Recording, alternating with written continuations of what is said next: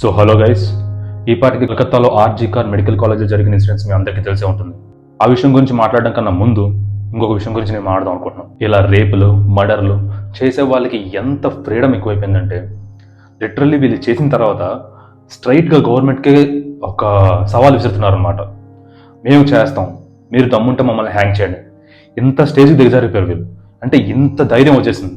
ఎందుకు వీళ్ళకి ఇంత ధైర్యం వచ్చేసింది, ఎందుకు ఇంత ఒళ్ళు బొల్లు పెరిగిపోయిందని నేను అంటున్నానని మీకు వీడియోలో ముందు తెలుస్తుంది. ఇంకా పాయింట్కి వద్దాం. August 9th, Calcutta RG Kar medical college second year post graduate చదువుతున్న 31 years జూనియర్ డాక్టర్ని అతి కిరాతకంగా రేప్ చేసి మర్డర్ చేసి చంపేశారు. ఇలా రేప్ చేసి మర్డర్ చేసిన తర్వాత బాడీ ఎక్కడో సిటీ అవుట్స్కట్స్లోనో లేదంటే కాలేజ్ పక్కనో అక్కడ ఎక్కడ దొరకలేదు. అదే కాలేజ్లో సెమినార్ రూమ్లో రక్తపు మడుపుల్లో పడి ఉన్న అమ్మాయిని ఒక మెడికల్ స్టాఫ్ వచ్చి చూసి డైరెక్ట్గా పోలీసులకి వాళ్ళకి ఇన్ఫార్మ్ చేయకుండా కాలేజ్ హైయర్ అఫీషియల్స్కి ఇన్ఫార్మ్ చేస్తే వాళ్ళు పోలీసులకి ఇన్ఫార్మ్ చేసి పోలీసులు వచ్చి ఆ ఇన్సిడెంట్ అంతా చూసి వాళ్ళ పేరెంట్స్కి ఇన్వెస్టిగేషన్ ఏమీ చేయకుండా మీ అమ్మాయి సూసైడ్ చేసుకొని చనిపోయింది అని చెప్పడం జరిగింది. అప్పటికే ఈ విషయం గురించి తెలుసుకున్న తోటి పీజీ స్టూడెంట్స్ వీళ్ళందరూ ప్రొటెస్ట్లు, ధర్నాలు చేయడం స్టార్ట్ చేశారు. సో కాలేజ్కి రీచ్ అయిన వాళ్ళ పేరెంట్స్ని ఆ అమ్మాయి డెడ్ బాడీని చూడడానికి 3 hours 4 hours వెయిట్ చేయించారంట.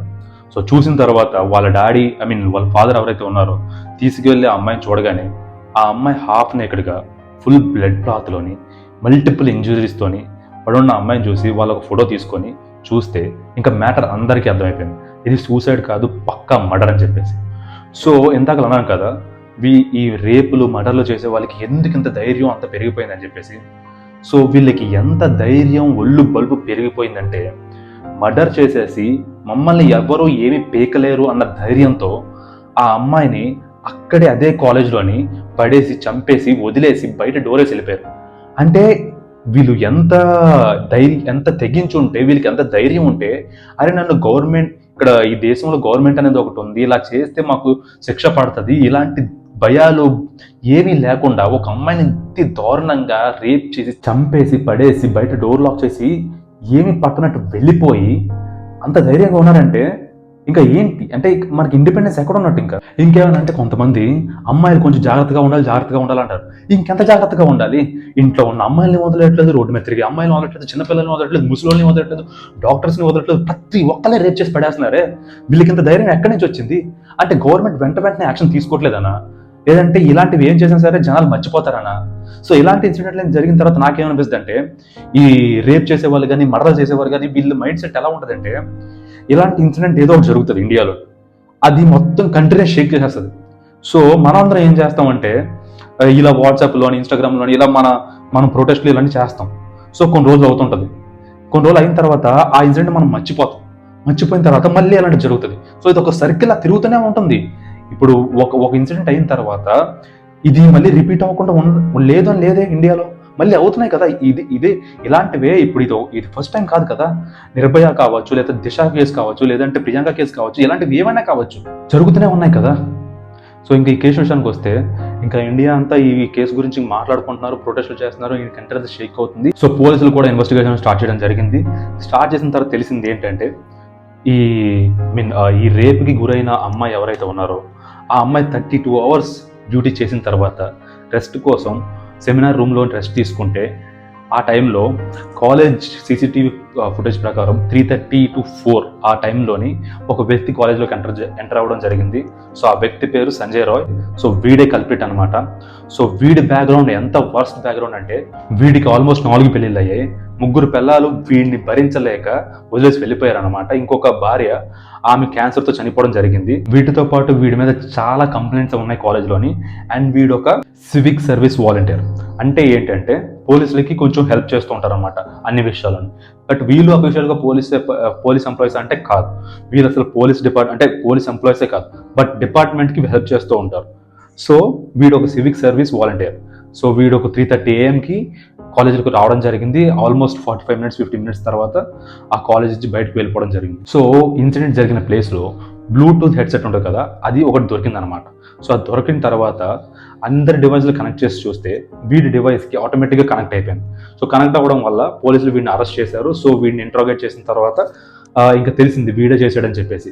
సో వీడిని పట్టుకెళ్తున్నప్పుడు కూడా వీడు ఆ తప్పు ఒప్పుకున్నప్పుడు కూడా వీడు అన్నాడంట, నేనే చేశాను, దమ్ముంటే నన్ను హ్యాంగ్ చేయండి అని చెప్పేసి. అంటే డైరెక్ట్గా గవర్నమెంట్కి వీడు ఒక ఒక సవాల్ విసురుతున్నట్టు నన్ను ఏం చేయగలరు మీరు అని చెప్పి. So after that post mortem చేసిన రిపోర్ట్ ఏం చెప్తుందంటే, ఎంత ఇప్పుడు మీకు స్క్రీన్ పైన ఇస్తాను చూడండి.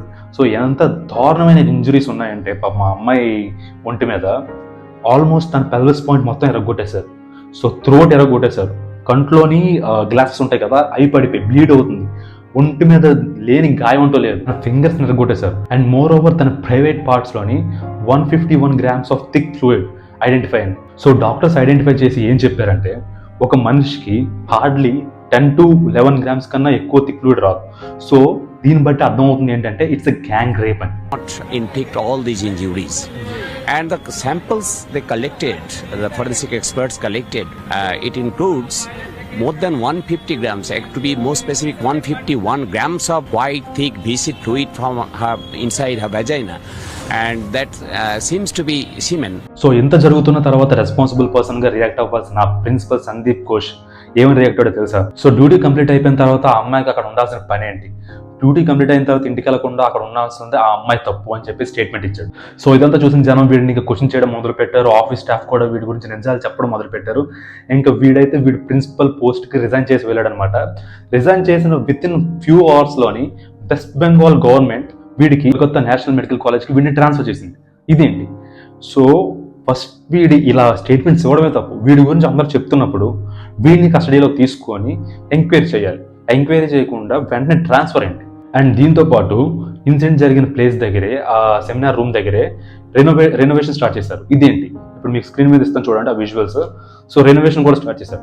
అంటే ఎవరిని కవరప్ చేద్దాం ఇదంతా? అక్కడ ఇప్పుడు ఒక ఇన్సిడెంట్ జరిగిన తర్వాత అక్కడ సడన్గా అక్కడ రెనోవేషన్ స్టార్ట్ చేయడం ఏంటి అంటే, అక్కడ ఉన్న ఎవిడెన్స్లు పోతాయి కదా. సో ఇవన్నీ ఎవరిని కవరప్ చేద్దామని చెప్పేసి.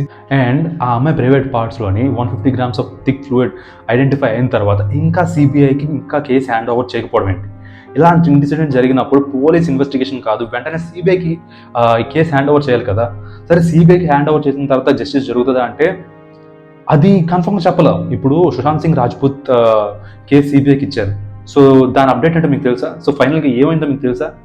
సో ఇదే ఇలాంటి ధైర్యం ఇలాంటి వాళ్ళని ఇంకా ఇంకా పెంచుతుంది. మహా అయితే వీళ్ళు ఏం చేస్తారు, మమ్మల్ని ఒక 10 years 11 years జైలు వేస్తారు, మేము ఇన్ఫ్లుయెన్స్తో బయటకు వచ్చేస్తాం, ఇలా ధైర్యాలు పెరిగిపోతున్నాయి. సో ఇదే ఇలాంటి ఇన్సిడెంట్స్ వేరే కంట్రీలో జరుగుతుంటే వాళ్ళు ఒప్పుకోవట్లేదే. ఇప్పుడు మీరు యుఏఈ కానీ యుఎస్ కానీ యూకే కానీ దేశాల్లో జరుగుతుంటే వాళ్ళు ఊరుకోవట్లేదే. కల్ప్రిట్ కన్ఫర్మ్ అయిన తర్వాత లేకపోతే ఉరి తీసేయడమో, లేకపోతే అడ్డంగా నరికేయడమో, లేకపోతే షూట్అవుట్లో చంపేయడమో, లేకపోతే ఏం చేస్తున్నారు కదా. సో మన వాళ్ళు ఎందుకు ఇలాంటివి ఇన్సిడెంట్లో కొన్ని ఇన్సిడెంట్స్ జస్టిస్ జరుగుతున్నాయి, బట్ మోస్ట్ ఆఫ్ ద కేసెస్లో జస్టిస్ జరగట్లేదు కదా. సో ఇలా చేయడం వల్ల మన ఇండియాకి బ్లాక్ మార్క్ పడద్దు అనుకుంటున్నారా, లేకపోతే ఏంటి నాకు అర్థం కావట్లేదు. సో వాళ్ళు ఇప్పుడు యూఎస్ చూస్తే మనకన్నా రెవెన్యూ చాలా ఎక్కువ ఉన్న కంట్రీ అది. సో అక్కడ ఊరుకోరే, అక్కడ రూల్స్ ఇంకా స్ట్రిక్ట్గా ఉన్నాయే. బట్ ఇలాంటి వాళ్ళకి పనిష్మెంట్ అడగాలి కదా. పనిష్మెంట్ అంటే తెలియాలి, ప్రతి ఒక్కరికి తెలిసేలాగా చెయ్యాలి ఆ పనిష్మెంట్. అలాంటి పనిష్మెంట్ ఇస్తేనే మిగతా వాడికి ఒక 1% అయినా సరే భయం వస్తుంది. తెలియకుండా చేస్తే అది ధైర్యాలు ఎక్కువ అవుతున్నాయి చాలా మందికి. ఇలాంటి ఇన్సిడెంట్లోని కల్ప్రిట్ కన్ఫర్మ్ అయితే అడ్డంగా నరికేయాలి. అండ్ ఇలాంటి టైంలోనే కదా పెద్ద పెద్ద పొలిటీషియన్స్ ఎవరైతే ఉన్నారో మీ వాయిస్ రేస్ చేయాల్సింది. సో ఇలాంటి టైంలో రేస్ చేసినా కదా మీ వాయిస్ 10 మందికి వినిపిస్తుంది. ఇప్పుడు నేను ఎంత అరిచినా సరే చాలా తక్కువ మందికి రీచ్ అవుద్ది. ఇలాంటి టైంలో మీరు రేస్ చేస్తేనే కదా ఆ ఫైట్కి ఇంకా ఎక్కువ స్ట్రెంత్ వస్తుంది. నేను చెప్పేది ఏంటంటే ఈ ఇన్సిడెంట్ అంత తేలిగ్గా మర్చిపోయే విషయం కాదు. మీ వాయిస్ 0.0001% అయినా సరే రేస్ చేయండి, మాట్లాడండి. ఈ ఇష్యూ అంత ఈజీగా వదలొద్దు. తనకు జస్టిస్ జరిగేంత వరకు మనం చేయాల్సిన సాయం మనం చేద్దాం. నాతో పాటు మీరు కూడా వాయిస్ రేస్ చేస్తారని చెప్పేసి నేను కోరుకుంటున్నాను. అండ్ త్వరగా తనకి జస్టిస్ జరగాలని కూడా కోరుకుంటున్నాను. జై హింద్.